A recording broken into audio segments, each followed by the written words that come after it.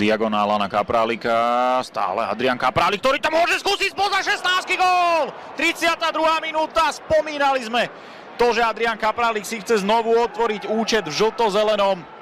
V 32. minúte sa to stalo realitou. Ešte loptu obhodiť, tam je Ruiz z ľavej strany, mu doplňa ten priestor aj Kaprálik, práve ten ide za vedúci gólom! Krásna akcia Šošonov a pod Dubňou 2-1. Kalica v defenzívnej línii až 5 hráčov, ale Kaprálik predsa len dostal gólovú loptu. 3-1.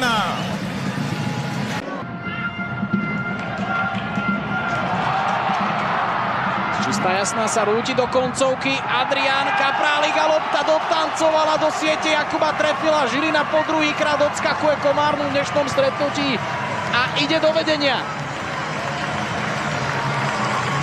V 62. minúte na chvíľu v Žiline na štadióne ostalo hrobové ticho po tom, čo sa z ničoho nič dostal. Futbalovú reprezentáciu, že ho nominuje vždy len keď hráme s Azerbajdžanom, smeje sa, že bol v nároďaku asi 8 krát a z toho 5 krát tam bol Azerbajdžan. Sauer, výborná prihrávka na Kaprálika, Kaprálik pokutou o zemi, Kaprálik, gól! 9. minúta, Žilina vedie 1-0. 3 zo 4 doterajších gólov Adriána Kaprálika boli víťazné, ale to, čo teraz urobil Mario Sauer, to bola lahôdka a Adrián Kaprálik už iba využil. Ale hovorím, skôr rozhoduje tá individuálna kvalita a momentálna intenzita. Erik Biel na Bariho, ktorý si to z prvej dal do pokutového územia, gól!